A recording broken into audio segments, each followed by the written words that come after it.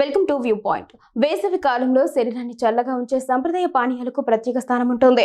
Rose షర్బత్, కస్ షర్బత్, ఆమ్ పన్నా, bale షర్బత్ వంటి పానీయాలు ఇప్పటికే చాలా మందికి సుపరిచితమే. అయితే సోంపుతో తయారు చేసే సోంపు షర్బత్ కూడా వేసవిలో శరీరానికి చల్లదనాన్ని అందించే అద్భుతమైన పానీయం. సువాసనతో పాటు జీర్ణక్రియకు మేలు చేసే ఈ షర్బత్ ను తక్కువ పదార్థాలతో ఇంట్లోనే సులభంగా తయారు చేసుకోవచ్చు. ఇంట్లోనే సులభంగా సోంపు షర్బత్ ను ఎలా తయారు చేసుకోవాలి, అలాగే దీనిని తీసుకోవడం వల్ల ఎలాంటి ప్రయోజనాలు కలుగుతాయి అన్న వివరాలను న్యూట్రిషియన్లో తెలియజేస్తున్నారు. వేడిని తగ్గించడంతో పాటు అనేక లాభాలు. సోంపు షర్బత్ ను ప్రధానంగా సోంపు గింజలు, మసాలా దినుసులు, తీపి పదార్థం, చల్లటి నీటితో తయారు చేస్తారు. దీనికి అదనంగా సబ్జా గింజలను కలపడం వల్ల రుచి మరింత పెరగడంతో పాటు శరీరానికి చల్లదనాన్ని అందిస్తుంది. వేడి రోజుల్లో దాహాన్ని తీర్చే ఆరోగ్యకరమైన ప్రత్యామ్నాయంగా ఇది ఉపయోగపడుతోంది. సోంపు షర్బత్లో ఉండే సోంపు గింజలు జీర్ణక్రియను మెరుగుపరచడంలో సహాయపడతాయి. ఇవి కడుపు ఉబ్బరం, అజీర్ణం వంటి సమస్యలను తగ్గించడంలో ఉపయోగపడతాయి.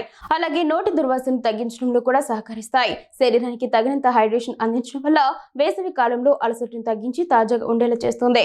తయారీ ఇలా: ఈ షర్బత్ తయారీకి ముందుగా సబ్జా గింజలను 10 నుంచి 15 నిమిషాల పాటు నీటిలో నానబెట్టాలి. అవి బాగా విస్తరించాక పక్కన పెట్టాలి. మరోవైపు సోంపు, నల్లుప్పు, మిరియాలు, యాలకులు, తీపి పదార్థాన్ని కలిపి మెత్తని పొడిలా చేసుకోవాలి. ఈ మిశ్రమాన్ని జల్లించి గాలి చొరబడిన సీసాలో నిల్వ చేసుకోవచ్చు.